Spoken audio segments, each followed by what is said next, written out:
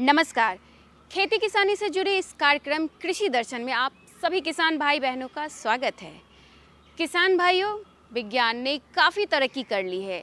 यह न सिर्फ हमें अपने खेती किसानी में देखने को मिल रहा है और साथ ही साथ बीमारियों से जूझते हुए हमारे पशुपालक किसान भाई। जी हाँ, आज हम जानकारी देंगे इन्हीं विषयों पर। लेकिन कार्यक्रम को आगे बढ़ाने से पहले बढ़ते हैं पहले सेगमेंट की ओर, यानी कृषि जगत की गतिविधियों पर। आइए देखते हैं खबरें खेती की। नमस्कार, खबरें खेती में आपका स्वागत है। मैं हूं रूपम। आइए एक नजर डालते हैं आज कृषि समाचार में क्या है खास। चौथे कृषि रोड मैप में राज्य के किसानों का परामर्श भी होगा शामिल। संरक्षित खेती से हर मौसम में फल सब्जियां उपजाना संभव। और पूसा 5 भिंडी का है नवीनतम उन्नत प्रभेद। जलवायु परिवर्तन के बीच किसानों की आय बढ़ाने के नजरिए से कृषि विभाग इस वर्ष 1 अप्रैल से लागू होने वाले चौथे कृषि रोड मैप तैयार करने में जुटा हुआ है। चौथे कृषि रोड मैप को अत्यधिक प्रभावशाली बनाने के लिए इसमें किसानों के भविष्य की चुनौतियां, पिछले अनुभवों, प्रगतिशील किसानों, कृषि वैज्ञानिकों एवं विशेषज्ञों से परामर्श को भी शामिल किया जा रहा है। सभी विभाग इसमें पूरा जोर शोर से लगे हुए हैं। कृषि रोड मैप, अगला कृषि रोड मैप एकदम ट्रांसफॉर्मेटिव चेंज लाने के लिए काम करें, ये सरकार का निर्देश प्राप्त है हम लोगों का। हम लोग इसमें लगे हुए हैं।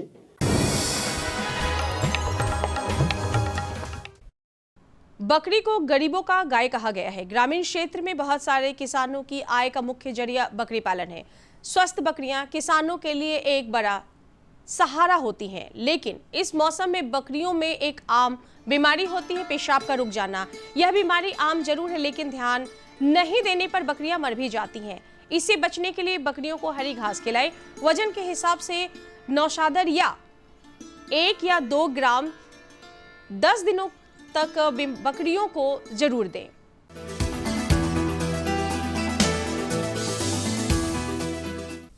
खबरें खेती में आज आपकी मुलाकात वैशाली जिले के सफल किसान वीरेंद्र नाथ शशि से, जो पेशे से वकील हैं। वैज्ञानिक खेती के इस दौर में ये सब्जियों की खेती कर अच्छी आय अर्जित कर रहे हैं। तो आइए सुनते हैं इनकी सफलता की कहानी इन्हीं की जुबानी। किसान खेती करें तो ये उनका पेशा है, लेकिन जब एक अधिवक्ता खेती करे तो ये इस बात का प्रमाण देता है कि देश में खेती की सूरत बदल रही है। ये इस बात की भी ताकीद करता है कि खेती को मुनाफे की खेती बनाने के लिए प्रधानमंत्री के प्रयासों और उनकी मेहनत रंग ला रही है, और यही रंग खेतों में लहलहाते लाल साग के रूप में भी उभर आया है। वीरेंद्र नाथ शशि ने लाल साग की खेती की है। स्थानीय बाजार में साग बेचकर ही लागत से ज़्यादा मुनाफा इन्हें मिल गया। साथ ही इनके द्वारा उत्पादित लाल साग के बीज की भी इनके क्षेत्र में भरपूर मांग है। अब इनके द्वारा बीज उत्पादन एक लघु उद्योग का रूप ले चुका है, जिससे महिलाएं भी जुड़कर अच्छी आय बना रही हैं।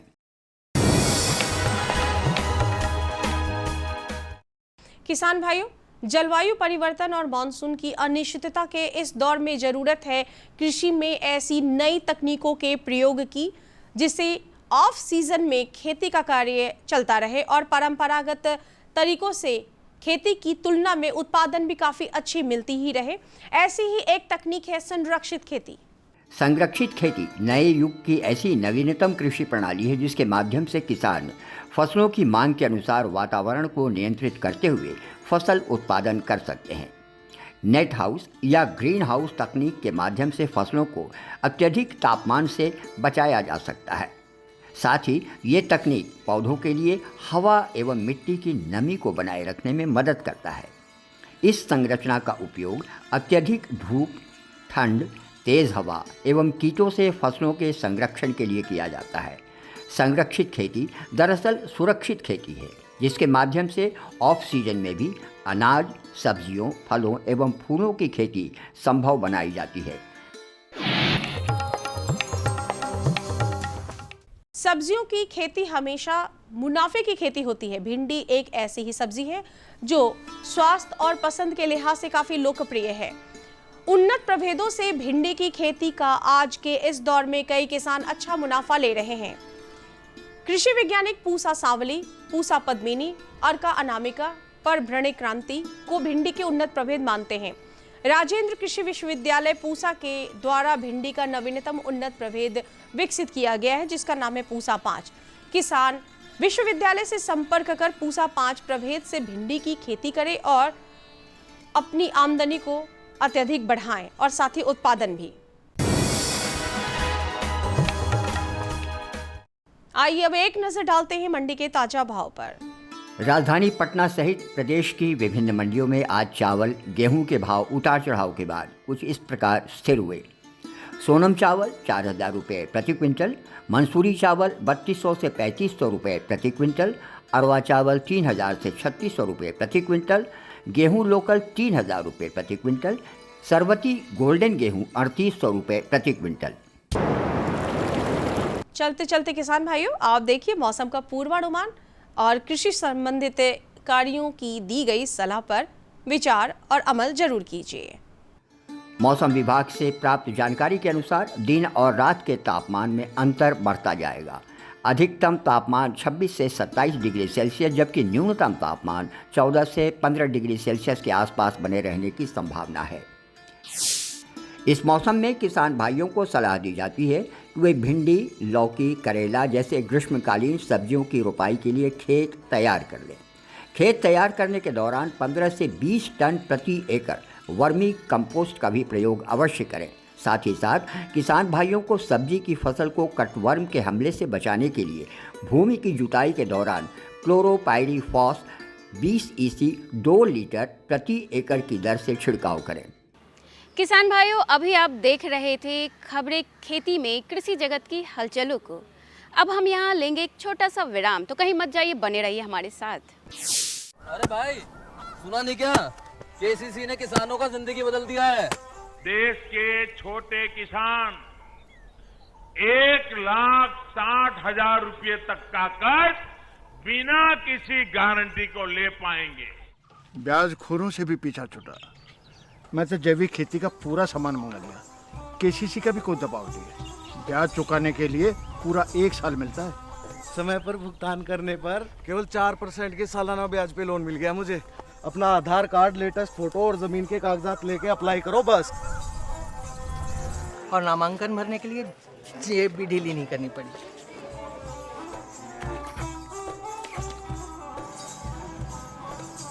चाचा, उधार चुकाने के 24 घंटे के बाद उतने ही पैसे वापस निकाल सकते हैं।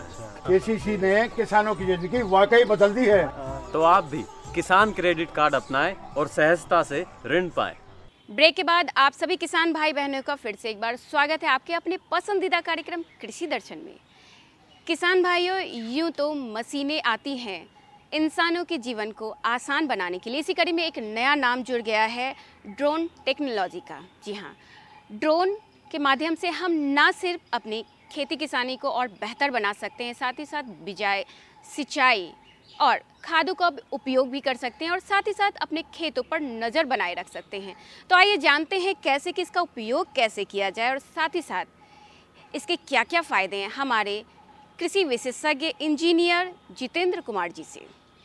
किसान भाइयों नमस्कार। कार्यक्रम कृषि दर्शन में आप सभी का बहुत बहुत स्वागत है।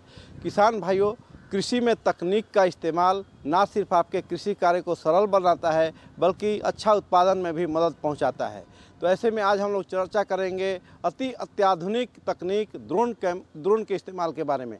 क्योंकि अब तक ड्रोन का इस्तेमाल आप लोग देखेंगे शादी ब्याह में होता है, चाहे बॉर्डर पे सुरक्षा कारणों से किया जाता है, जासूसी कैमरे के ढोने के रूप में भी इस्तेमाल किया जाता है। लेकिन कृषि कार्य में ड्रोन का इस्तेमाल कैसे आपको फ़ायदा पहुंचा सकता है, इस विषय पर जानकारी देने के लिए आज हमारे साथ हैं इंजीनियर जितेंद्र कुमार जी, जो कृषि विज्ञान केंद्र जहानाबाद में कृषि अभियंत्रण विभाग में कार्यरत हैं। इंजीनियर साहब, आपका हमारे कार्यक्रम में बहुत बहुत स्वागत है। सबसे पहले आप हमारे किसान भाइयों को ड्रोन के बारे में बताइए कि इसका क्या उपयोग हम कर सकते हैं कृषि कार्य में। किसान भाइयों, मैं आपको ये बता देना चाहता हूँ, ड्रोन का प्रयोग अन्य कार्यों में पहले से होता आ रहा है, पर हमारे भारत में वर्ष 2022-23 में ये शुरुआत किया गया है, इसकी पहल की गई है कि ड्रोन का उपयोग करके हम खेती के कार्य को आसान कैसे बना सकते हैं। तो ये ड्रोन असल में क्या है कि ये मानव रहित एक छोटा सा विमान है जो कि फसल के ऊपर से विभिन्न रसायन का जो है छिड़काव आसानी से करता है और आपका काम कम समय में, कम मजदूर में और अन्य संसाधनों की बचत करते हुए ये कर देता है। तो इसके प्रयोग के लिए भारत सरकार ने शुरुआत की है और अब बिहार सरकार के तरफ से भी जो है राज्य के 8-10 जगहों पर, 8-10 जिलों में इसकी शुरुआत हो चुकी है। और इसमें हम लोग किसानों को कृषि विज्ञान केंद्र की ओर से और बिहार कृषि विश्वविद्यालय सहित राजेंद्र कृषि विश्वविद्यालय, जो कि अब डॉक्टर राजेंद्र प्रसाद केंद्रीय कृषि विश्वविद्यालय है, वहाँ के तरफ से भी और ICAR पटना के तरफ से, इन चारों संस्थानों के सहयोग से किसानों के खेत पर हम लोग ड्रोन का प्रशिक्षण करवा रहे हैं। तो इसका फ़ायदा क्या है किसान भाई को मैं ये बताना चाहूँगा। तो ड्रोन जो है, सबसे पहले मैं एक रूपरेखा बता दूं, ये बैटरी से चलने वाला उपकरण होता है जो आज का ICT का ज़माना है, यानी सूचना प्रौद्योगिकी का जो अधिकतम उपयोग हो रहा है, उसमें कृषि भी अछूता ना रहे, इसलिए ड्रोन को इसमें लाया गया है। तो ये बैटरी चालित ड्रोन जो है करता क्या है कि इसमें 10 लीटर का एक टैंक होता है। उस 10 लीटर के टैंक में हम लोग अपने इच्छा अनुसार या किसान की आवश्यकता अनुसार, किसान के खेत के अनुसार जो है इसमें कोई पोषक तत्व या कोई कीटनाशी, खरपतवारनाशी या कोई अन्य जो रसायन हो, उसका आप इसमें जो है घोल बना करके इस्तेमाल कर सकते हैं। तो 10 लीटर के टैंक में हम लोग आवश्यक रसायन का मात्रा उसमें डालते हैं और ड्रोन को जो है कंट्रोल यूनिट के जरिए, जो कि साधारण टर्म में आप अगर कहें तो बच्चे जो वीडियो गेम खेलते हैं उस तरह का एक कंट्रोल यूनिट रिमोट की तरह इसमें होता है, जो गले में चालक जो है उसको लटका लेता है और जैसे गेम खेलते हैं उसी तरह इसको दाएं बाएं और ऊपर नीचे करके आसानी से इस ड्रोन के जरिए हम खेतों में छिड़काव कर सकते हैं। तो इसमें फ़ायदा यही है कि एक जगह आदमी जो चालक होता है, उसको चलाने के लिए जो पायलट होता है, इसको पायलट ही बोलते हैं क्योंकि जो भी विमान चलाने के लिए आवश्यक शर्तें होती हैं वो उसको पूरा करना होता है चालक को, ट्रेनिंग भी उनको वहीं से लेना होता है। तो इसको जो है चालक एक जगह से खड़ा होकर के काफ़ी दूर तक, जहाँ तक आदमी की दृष्टि जाए उतना दूरी तक इसको आसानी से 1 किलोमीटर, 1.25 किलोमीटर, 1.5 किलोमीटर, मतलब जितना दूरी तक आसानी से एक आम आदमी देख सकता है, मतलब अपने निगरानी में उसको वहाँ तक पहुँचा सकता है, फिर वहाँ से वापस ला सकता है। तो इस तरह करके जो है फसल के 2 मीटर 2.5 मीटर के ऊंचाई पर रखते हुए ड्रोन को और उसमें जो नोजल लगा होता है उसके जरिए छिड़काव फसलों के ऊपर आसानी से हो जाता है। इंजीनियर साहब, आपने बहुत अच्छी जानकारी दी ड्रोन कैमरे के इस्तेमाल के बारे में, क्योंकि इसके लिए एक गहन प्रशिक्षण की ज़रूरत पड़ती होगी। आपने कहा भी कि जिस तरह हवाई जहाज़ चलाते हैं उसके लिए प्रशिक्षण की जरूरत पड़ती है, उस तरह इसके लिए भी है। तो हमारे किसान भाई अगर प्रशिक्षण लेना चाहें, अगर ड्रोन का इस्तेमाल करना चाहें तो कहाँ से कर पाएंगे? देखिए, ये भी एक बहुत अच्छा सवाल है, क्योंकि आगे आने वाले दिन में जैसा कि सरकार की योजना है कि इस ड्रोन को अभी केवल कुछ जिलों में, कुछ जगहों पर चलाया जा रहा है।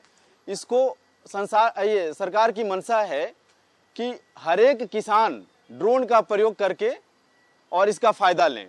तो ऐसे में जो है कि ज़्यादा ड्रोन की आवश्यकता होगी और पायलट की भी आवश्यकता होगी। तो ड्रोन पायलट का जो ट्रेनिंग होता है वो उसके लिए अपने भारत में कई संस्थान हैं, लखनऊ में, गुड़गांव में, बेंगलोर में, हैदराबाद में, दिल्ली में कई संस्थान हैं जो कि इस तरह का प्रशिक्षण करवाते हैं। लगभग 50,000 रुपये प्रशिक्षण में उसमें खर्च आता है। और कोई भी अगर संस्था या कोई व्यक्ति ड्रोन परचेज कर लेता है और ट्रेनिंग ले लेता है तो इसका प्रयोग जो है कस्टम हायरिंग के रूप में भी करके और वो कमाई कर सकता है।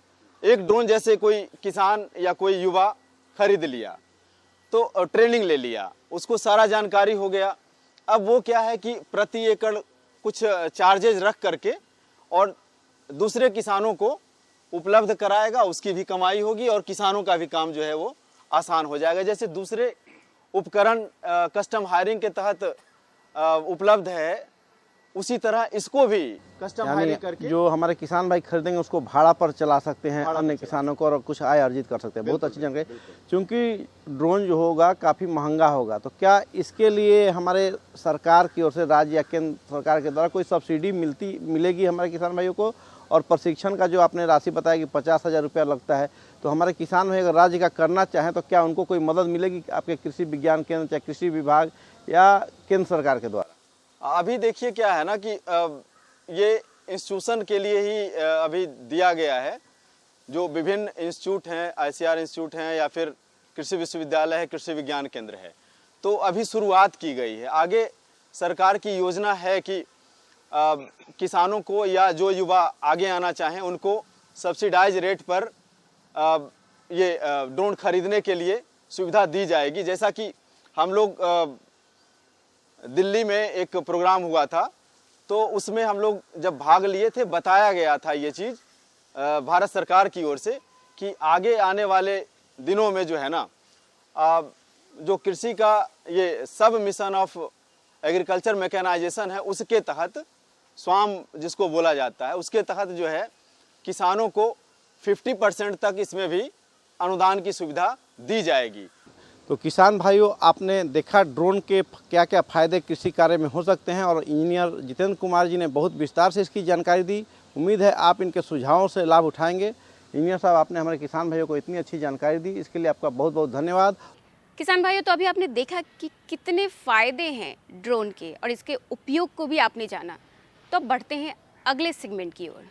किसान भाइयों, आमतौर पर पशुपालक किसान भाई पशुओं को लेकर काफ़ी चिंतित होते हैं, क्योंकि उन्हें प्रायः कहीं ना कहीं नई बीमारियों से दो चार होना पड़ता है। ऐसे में हम किसान भाई क्या करें? और आजकल आमतौर पर बीमारियों में ढेलेदार त्वचा रोग सबसे प्रमुख है, तो इससे बचा कैसे जाए, हमारे पशुओं को कैसे बचाया जाए, और साथ ही साथ इसके प्रारंभिक लक्षण क्या है, इसे किस प्रकार प्रारंभिक उपचार किया जाए, और क्या इस बीमारी से हमारे जो आसपास के पशु हैं वो भी संक्रमित हो सकते हैं, इन सभी बातों की जानकारी दे रहे हैं हमारे कृषि विशेषज्ञ डॉक्टर दिनेश महतो जी। नमस्कार किसान भाइयों, स्वागत है आप सभी का कृषि दर्शन कार्यक्रम में। किसान भाइयों, जैसा कि आप सभी जानते हैं, कृषि दर्शन कार्यक्रम में हम आपके समक्ष ऐसी जानकारियां लेकर आते हैं जिससे आपका जो आर्थिक उन्नति का मार्ग है वो बृहद पैमाने पर प्रशस्त हो सके। और इसी क्रम में बात हम आज करेंगे पशुपालन पर। जी हाँ किसान भाइयों, हमारी कृषि अर्थव्यवस्था में पशुपालन का खास महत्व है, लेकिन अगर हमारे पाले गए पशुओं में अगर उनका स्वास्थ्य बेहतर रहेगा तभी हमारी आय में वृद्धि होगी। इसी को ध्यान में रखते हुए इस विषय पर आज जो हमारा जो टॉपिक है वो है पशुओं में ढेलेदार त्वचा रोग कारण एवं निदान। और इस खास विषय पर बातचीत करने के लिए हमारे साथ मौजूद हैं डॉक्टर दिनेश महतो, जो वैज्ञानिक हैं कृषि विज्ञान केंद्र जहानाबाद में। सर, कृषि दर्शन कार्यक्रम में आपका हार्दिक स्वागत है। सर, पशुओं में जो आमतौर पर ये प्रचलन में आया है ढेलेदार त्वचा रोग, ये है क्या? ये देखिए, अभी जो आपने बहुत अच्छा क्वेश्चन किया, क्योंकि अभी के समय में ये बीमारी हमारे देश में 2022 से स्टार्ट हुआ है। जो राजस्थान के एरिया से जो 10 स्टेट में पूरे राज्यों में फैला हुआ है, जो इसके धीरे धीरे फैलते ये बिहार में भी आ गया है। ढेलेदार त्वचा रोग जो बोलते हैं हम लोग अंग्रेजी में इसको बोलते हैं, शॉर्ट फॉर्म में LSD। LSD का पूरा नाम होता है लम्फी स्किन डिजीज। ये बीमारी साउथ अफ्रीका से स्टार्ट हुआ था। सो धीरे धीरे ये बीमारी जो है ना पूरे ईस्टर्न एशिया से लेके भारत तक जो है ना हमारा ये बीमारी फैला हुआ है। ये बीमारी पशुओं में, दुधारू पशुओं में खास करके ये बीमारी खून चूसक कीड़ा जो होते हैं, मच्छर होते हैं, उसके द्वारा त्वचा में जो काटते हैं और खून चूसते हैं, उससे लार्वा जो गिराते हैं, उसके द्वारा पूरा वो फैलता है। ये बीमारी छुआछूत वाली बीमारी है, जिसे हम विषाणु भी कहते हैं। विषाणु रोग जो है ना, ये वायरस, जिसको अंग्रेजी में हम वायरस कहते हैं, ये वायरस है, छुआछूत वाली बीमारी है। एक घर के पशु में फैलेगा तो वो पशु के द्वारा जिसे पानी पिलाते हैं या चारा खिलाते हैं, उस पर जो सलाइवा गिरता है, लार गिरता है, वो लार के द्वारा जो है वो दूसरे पशु में भी वो फैलता है और उसी में जो मच्छर रहते हैं, मस्कीटो, टिक्स जैसे बोलते हैं, ओकन बोलते हैं, वो दूसरे पशु को जो चाटती है या काटती है, जो खून चूसती है, उसके द्वारा फैलता है। इसका फैलने के बाद इसका प्रमुख जो है ना लक्षण ये होता है कि ये शरीर में तापमान जो है ना बढ़ेगा। जैसे नॉर्मल तापमान जो हम लोग कहते हैं शरीर का जो होता है 101 से 102 डिग्री फ़ारेनहाइट, उस तरह से ये इसका टेम्परेचर बढ़ेगा, खाना की रुचि घटेगी और दूध अगर देते हुए पशु रहेगा उसका दूध में कमी आएगी।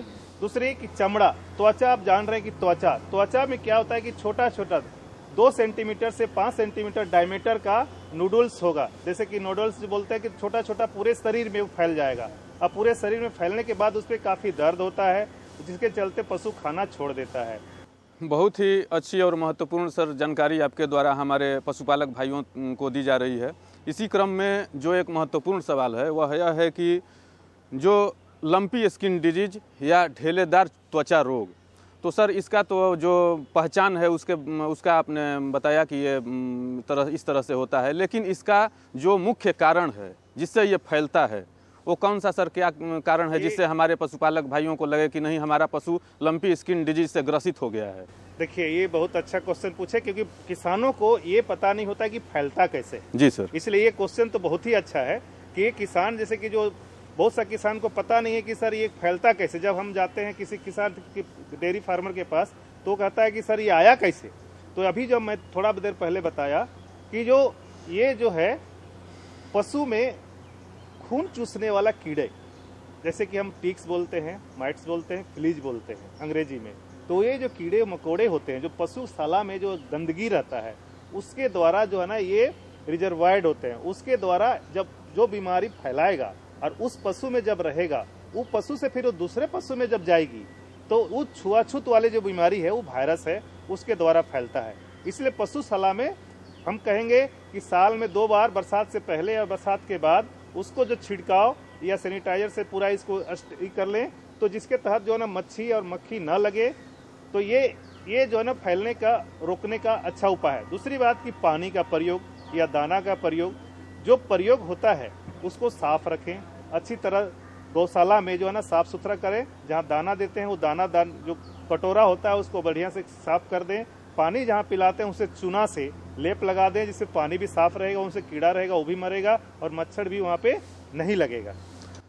अब आते हैं सर जो इसका अगला जो सवाल है वो भी महत्वपूर्ण सवाल ही है कि अगर कोई पशु लंपी स्किन डिजीज से ग्रसित हो गया तो उसका उपचार एवं निदान सर क्या है? हाँ, ये पशु देखिए अभी जो फैला हुआ था हमारे यहाँ जो, तो इसका जो है ना फैला हुआ था, जिसके चलते सरकार के द्वारा, भारत सरकार के द्वारा या बिहार सरकार के द्वारा इसका मुख्य निदान है टीकाकरण। आपने एक क्वेश्चन पूछा, इसका जो है ना एक सही इलाज जो है ना गांव के तरफ से जब बीमार हो जाता है। जी सर। तो बीमार हो जाने पे हम इसको क्या करेंगे कि जब बीमार हो जाएगा तो सबसे सटीक है, जो कोई भी वायरस फैलता है या कीटाणु पूरे शरीर में होता है, तो नीम का तेल पहला, और नीम का पत्ता का जो पानी गर्म करके उसके पूरे शरीर को धोएं। दूसरा, नीम का तेल, उसमें हल्दी लगा मिक्स करें, साथ ही साथ हल्दी के साथ आप जो है ना लहसुन, प्याज और फिटकरी और ब्लू आता है, मिथिलिन ब्लू, उसको मिक्स करके इक्वल मात्रा में, मतलब बराबर मात्रा में मिला के उसको दवा बना लें और पूरे शरीर में दें। अंग्रेजी दवा अगर चाहेंगे तो आता है हेमेक्स का लोशन आता है, जो बिटाडीन आता है, तो ये पूरे शरीर में जहाँ जहाँ से घाव हुआ है उसको दें। लेकिन अब नियंत्रण की बात हम जहाँ करेंगे, तो आपने क्वेश्चन जो पूछा कि सर इसका इलाज कैसे करेंगे, तो इलाज में ये आता है। लेकिन अगर नियंत्रण की बात आती है कि नियंत्रण सर इसको कैसे करें, तो नियंत्रण में इसका मुख्य है टीकाकरण। जो गॉट पॉक्स या सीप पॉक्स के नाम से अभी भारत सरकार में यह स्टार्ट किया है, वो जो है ना 100 ml का डिस्टिल वाटर आता है, 1 ml का पाउडर रहता है, उसको घोल के आप जो है ना इसको चमड़ा में 1 ml से 3 ml चमड़ा में देंगे तो साल भर आपको ये बीमारी नहीं होगा। अगर दुधारू जो पशु हैं सर वो इस ढेलेदार त्वचा रोग से ग्रस्त हो गए तो उनका जो दूध है वो प्रयोग में लाना चाहिए कि नहीं लाना चाहिए सर, इसके बारे में कोई जानकारी? ये जो है ना दूध जो है ना जब भी खाएं तो उसको बॉईल करके, पास्चुराइड करके या पाउडर बना के, जब उसको बॉईल करेंगे गर्म टेम्परेचर, हाई टेम्परेचर में, तो उस पर क्या होता है कि वायरस उस पर खत्म हो जाता है, तब इसका प्रयोग आप अच्छी तरह से कर सकते हैं, खाने में भी या जो भी आप जिस तरह के यूज करते हैं उसमें भी कर सकते हैं। तो देखा किसान भाइयों, जैसा कि हमारे विशेषज्ञ ने बताया कि ज़रूरी सावधानी को अपनाकर आप अपने पशुओं का जो स्वास्थ्य है उसको बहुत ही अच्छे ढंग से रक्षा कर सकते हैं और लंपी स्किन डिजीज यानी ढेलेदार त्वचा रोग से बचा सकते हैं और ज़्यादा लाभ प्राप्त कर सकते हैं।